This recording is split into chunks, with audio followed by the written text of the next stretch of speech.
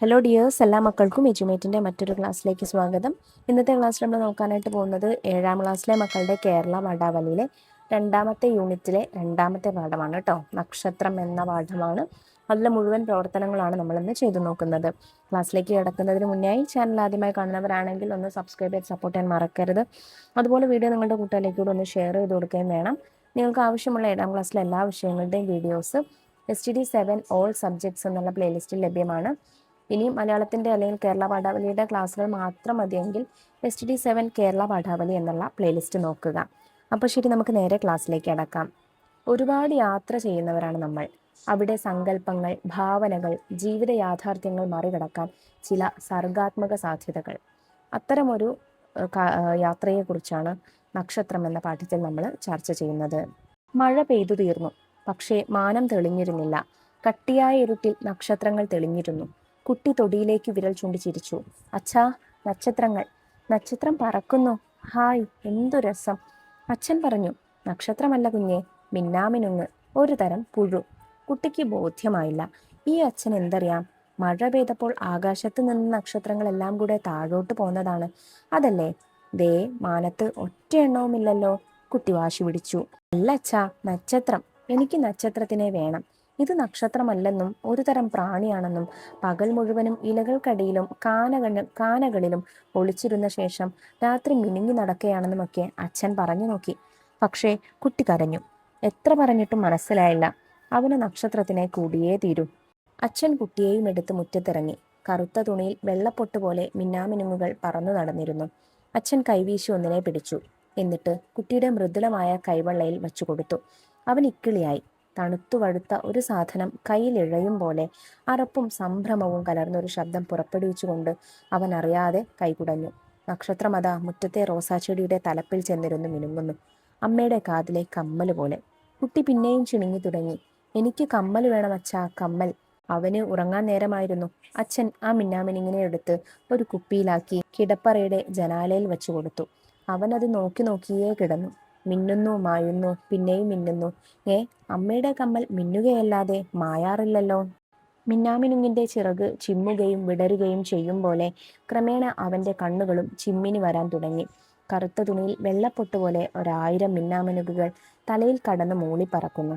മിനുങ്ങുന്ന തല, നേർത്ത ചിറക്, നക്ഷത്ര കണ്ണുകൾ. ഹായ്, പൂ പോലെ കാറ്റിൽ പറന്നു പറന്ന് ഇങ്ങനെ പൊങ്ങാൻ എന്തു രസം! കിനാവിന്റെ ചിറകുകൾ വീശി വീശി അവൻ ഉയർന്നു. മിന്നാമിനുങ്ങിന്റെയും പൂക്കളുടെയും നാട്ടിൽ നിന്ന് നക്ഷത്രങ്ങളുടെയും മഴവില്ലിന്റെയും ലോകത്തിലേക്ക് കടന്നു. അമ്മയുടെ നീലപ്പട്ടുസാരി നിവർത്തി വിരിച്ചതുപോലെയുണ്ട് ആകാശം. അവിടെയതാ ഒരു കോണിൽ നിന്നും നരച്ച താടിയും ചിരിച്ച മുഖവുമുള്ള അമ്പിളി അമ്മാവൻ അരിമണികൾ എണ്ണിപ്പെറുക്കുന്നു. അങ്ങ് ദൂരെ ഒരു ചുവന്ന കൊട്ടാരം. അതിനകത്തു നിന്ന് തുടുത്ത തലപ്പാവും വെച്ച് തിളങ്ങുന്ന വാളുമെടുത്ത് ഒരു രാജാവ് പട പുറപ്പെട്ടു വരികയാണ്. 7 കുതിരകളെ പൂട്ടിയ തേര്, 7 നിറമുള്ള വില്ല്, 7 കൊടിക്കൂറകൾ. അമ്മ പറയും പോലെ എല്ലാം 7 തന്നെ. കഥകളിയിലെ ചുവന്ന താടിയുടെ വേഷം പോലെ. കുട്ടി പെട്ടെന്ന് പേടിച്ചു.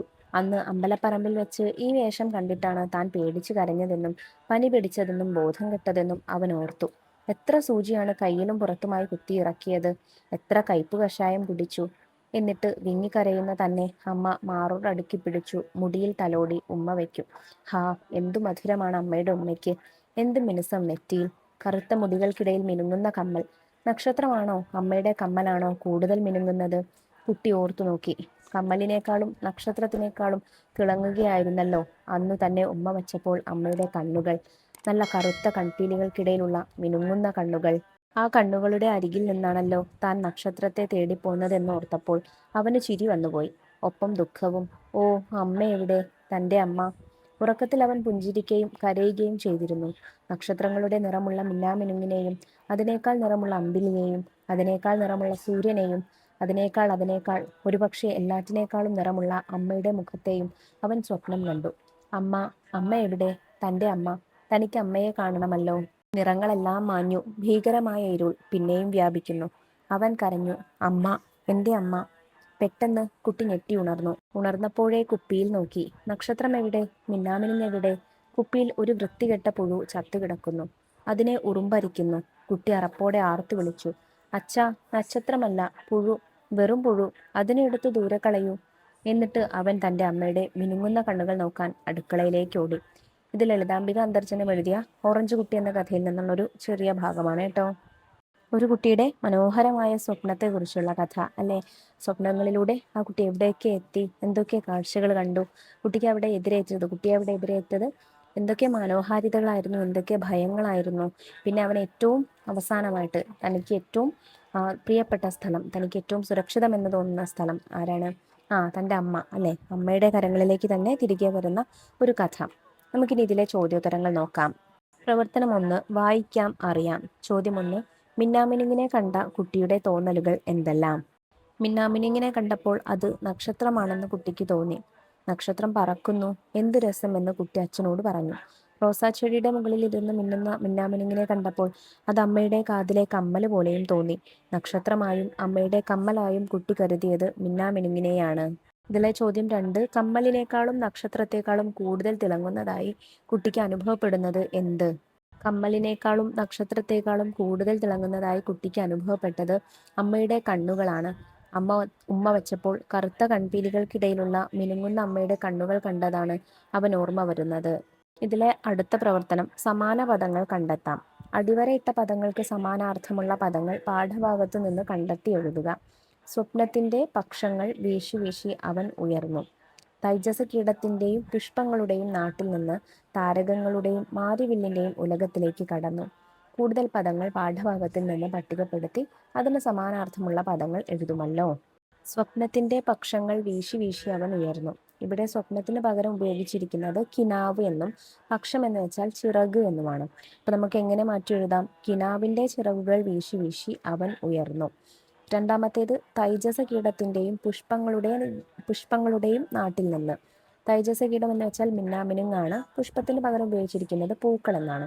അപ്പൊ മിന്നാമിനുങ്ങിന്റെയും പൂക്കളുടെയും നാട്ടിൽ നിന്ന് എന്നാണ് എഴുതിയിരിക്കുന്നത്. താരകങ്ങളുടെയും മാരിവില്ലിന്റെയും ഉലകത്തിലേക്ക് ഉയർന്നു.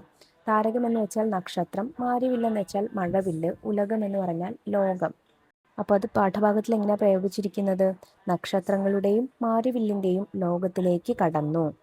ഇതുപോലെ സമാന അർത്ഥമുള്ള കൂടുതൽ പദങ്ങളാണ്. നോക്കൂ, മാനം, ആകാശം, പ്രാണി, ജീവി, മൃദുലമായ, മയമുള്ള, നക്ഷത്രം, താരകം, പുഞ്ചിരി, സ്മിതം, അമ്പിളി, ചന്ദ്രൻ, ദുഃഖം, സങ്കടം, ഉറക്കം, നിദ്ര, കണ്ണ്, അക്ഷി അല്ലെങ്കിൽ മിഴി എന്ന് കൊടുക്കാം, മുഖം, വദനം, അമ്മ, ജനനി, മാതാവ്, അതൊക്കെ പറ്റും, പൂവ്, സൂനം, പുഷ്പം, തല, ശിരസ്. ഇത്തരത്തിലുള്ള പദങ്ങളൊക്കെ നമുക്ക് ഈ പാഠഭാഗത്തിൽ നിന്ന് സമാനാർത്ഥമായിട്ട് മാറ്റി എഴുതാവുന്നതാണ്. ഇതിലെ അടുത്ത പ്രവർത്തനം വായിക്കാം എഴുതാം. ചോദ്യം 1, കിനാവിന്റെ ചിറകുകൾ വീശി വീശി അവൻ ഉയർന്നു. ഈ വാക്യം സൂചിപ്പിക്കുന്ന ആശയമെന്ത്? പക്ഷികൾ ചിറക് വീശിയാണ് പറക്കുന്നത്. ചിറകുകളില്ലാത്ത മനുഷ്യർ കിനാവിന്റെ ചിറകിലേറിയാണ് പറക്കുന്നത്. കിനാവ് അഥവാ സ്വപ്നം ചിറകായി മാറുകയാണ്. കിനാവിന്റെ ചിറകുകൾ വീശി വീശി നമുക്ക് ഇഷ്ടമുള്ള ഏത് ലോകത്തും പറന്നു ചെല്ലാം, ഏത് കാഴ്ചയും കാണാം. കഥയിലെ കുട്ടി കിനാവിന്റെ ചിറകിൽ ഉയർന്നു പറക്കുന്നത് നക്ഷത്രങ്ങളുടെയും അമ്പിളിമാമന്റെയും മഴവില്ലിന്റെയും ഒക്കെ നിറമുള്ള ലോകത്തേക്കാണ്. ഇതിലെ രണ്ടാമത്തെ ചോദ്യം, കുട്ടി എത്തിച്ചേർന്ന സ്വപ്നലോകത്തിന്റെ സവിശേഷതകൾ എന്തെല്ലാം? മിന്നാമിനുങ്ങിന്റെയും പൂക്കളുടെയും നാട്ടിൽ നിന്ന് നക്ഷത്രങ്ങളുടെയും മഴവില്ലിന്റെയും ലോകത്തിലേക്കാണ് കുട്ടി ചെന്നത്. അമ്മയുടെ നീലപ്പട്ട് സാരി നിവർത്തി വിരിച്ചതുപോലെയാണ് ആകാശം. അവിടെ നരച്ച താടിയും ചിരിച്ച മുഖവുമുള്ള അമ്പിളി അമ്മാവൻ അരിമണികൾ എണ്ണിപ്പെറുക്കുന്നു. അങ്ങു ദൂരെ ഒരു ചുവന്ന കൊട്ടാരം. അതിനകത്ത് നിന്ന് തുടുത്ത തലപ്പാവും വെച്ച് തിളങ്ങുന്ന വാളുമെടുത്ത് ഒരു രാജാവ് പട പുറപ്പെട്ടു വരികയാണ്. 7 കുതിരകളെ പൂട്ടിയ തേര്, 7 നിറമുള്ള വില്ല്, 7 കൊടിക്കൂറകൾ. അമ്മ പറയും പോലെ എല്ലാം 7. കഥകളിയിലെ ചുവന്ന താടിയുടെ വേഷം പോലെ. ഇതൊക്കെയായിരുന്നു കുട്ടി എത്തിച്ചേർന്ന സ്വപ്നലോകത്തിന്റെ സവിശേഷതകൾ. ഇതിലെ മൂന്നാമത്തെ ചോദ്യം, സ്വപ്നലോകത്തെത്തിയ കുട്ടിക്ക് ചിരി വന്നത് എന്തുകൊണ്ടാവാം? കുട്ടിയുടെ സ്വപ്നത്തിൽ അമ്മ കടന്നു വരുന്നു. പേടിച്ചു പനി പിടിച്ചപ്പോൾ മരുന്ന് കുത്തിവെച്ചതും കയ്പ് കഷായം കുടിച്ചതും അവൻ ഓർത്തു. കരയുന്ന തന്നെ അമ്മ മാറോട് ചേർത്ത് മുടിയിൽ തലോടി ഉമ്മ വയ്ക്കും. ആ ഉമ്മയ്ക്ക് വലിയ മധുരമായിരുന്നു. നെറ്റിക്ക് നല്ല മിനുസം. കറുത്ത മുടികൾക്കിടയിൽ മിനുങ്ങുന്ന കമ്മൽ. നക്ഷത്രമാണോ അമ്മയുടെ കമ്മലാണോ കൂടുതൽ മിനുങ്ങുന്നത് എന്ന് കുട്ടിക്ക് സംശയം തോന്നി. കമ്മലിനേക്കാളും നക്ഷത്രത്തെക്കാളും തിളങ്ങുന്നത് അമ്മയുടെ കണ്ണുകളാണെന്ന തിരിച്ചറിവ് കുട്ടിക്കുണ്ടാകുന്നു. ആ കണ്ണുകളുടെ അരികിൽ നിന്നാണല്ലോ താൻ നക്ഷത്രത്തെ തേടിപ്പോകുന്നത് എന്നോർത്തപ്പോൾ അവന് ചിരി വന്നു. അമ്മയെക്കുറിച്ചുള്ള മധുര സ്മരണകളായിരിക്കാം കുട്ടിയെ ചിരിക്കാൻ പ്രേരിപ്പിച്ചത്. അടുത്ത പ്രവർത്തനം നോക്കൂ. ചർച്ചാക്കുറിപ്പ് തയ്യാറാക്കാം. നക്ഷത്രങ്ങളുടെ ലോകത്തെവിടെയും അമ്മ എവിടെ, തൻ്റെ അമ്മ എന്നതായിരുന്നു കുട്ടിയുടെ ചിന്ത. കുട്ടിയുടെ ഈ ചിന്തയിൽ പ്രകടമാകുന്നതെന്ത്? ചർച്ച ചെയ്ത് കുറിപ്പ് തയ്യാറാക്കുക.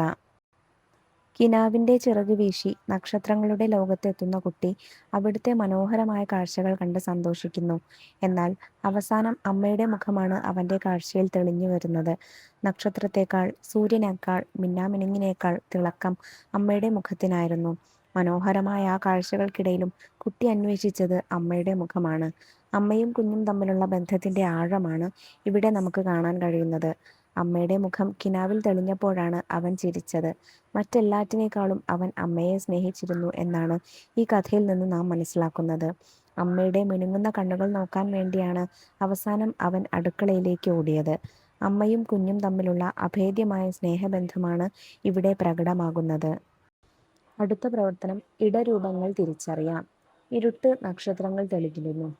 ഇൽ എന്ന് അതിനിടയിൽ ചേർത്ത് കൊടുത്താൽ, ഇരുട്ടിന് ശേഷം ഇൽ എന്ന് ചേർത്ത് കൊടുത്താൽ ഇരുട്ടിൽ നക്ഷത്രങ്ങൾ തെളിഞ്ഞിരുന്നു എന്നാവുന്നു.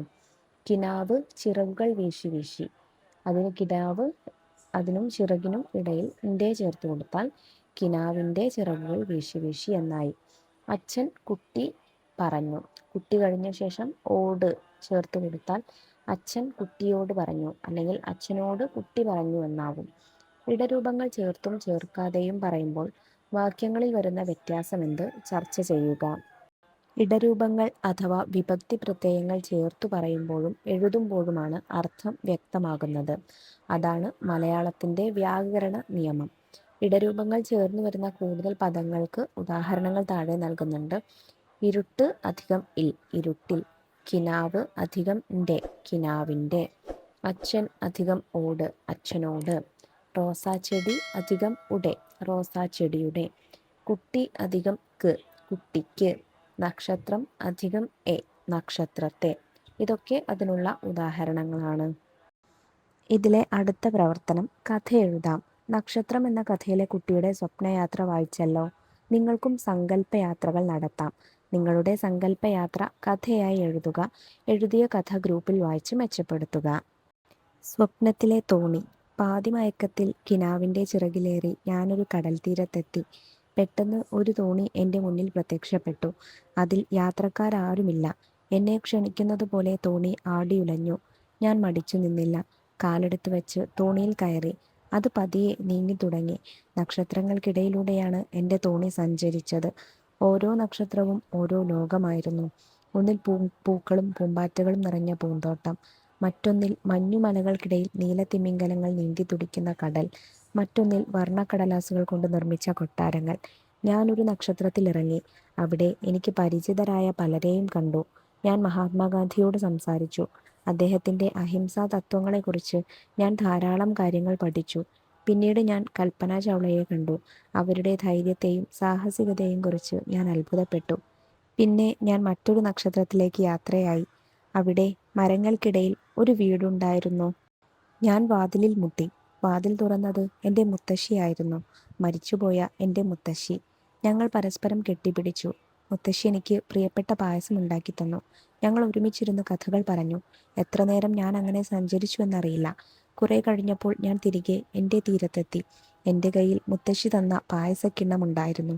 അതിൽ നിന്ന് പായസത്തിൻ്റെ മണം പുറത്തേക്ക് വന്നു. ഞാൻ കണ്ണുകൾ അടച്ച് ആ മണം ആസ്വദിച്ചു. ഉറക്കമുണർന്നപ്പോഴും ആ പായസത്തിൻ്റെ രുചി എൻ്റെ നാവിലുണ്ടായിരുന്നു. അന്നു മുതൽ ഞാൻ എപ്പോഴും ആ തോണിയെ കാത്തിരിക്കുന്നു, എൻ്റെ സ്വപ്നങ്ങളിലേക്ക് എന്നെ കൂട്ടിക്കൊണ്ടുപോകാൻ.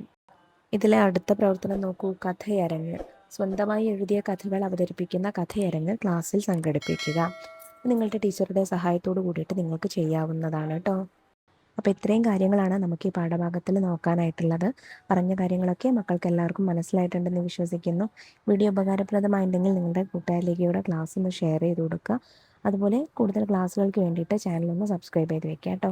ഇന്നത്തെ ക്ലാസ്സിനെ കുറിച്ചുള്ള അഭിപ്രായങ്ങളൊക്കെ മറക്കാതെ കമൻറ്റ് ബോക്സിലൂടെ അറിയിക്കണേ. അപ്പോൾ ശരി, നമുക്ക് അടുത്ത ക്ലാസ്സുമായി വീണ്ടും കാണാം. താങ്ക്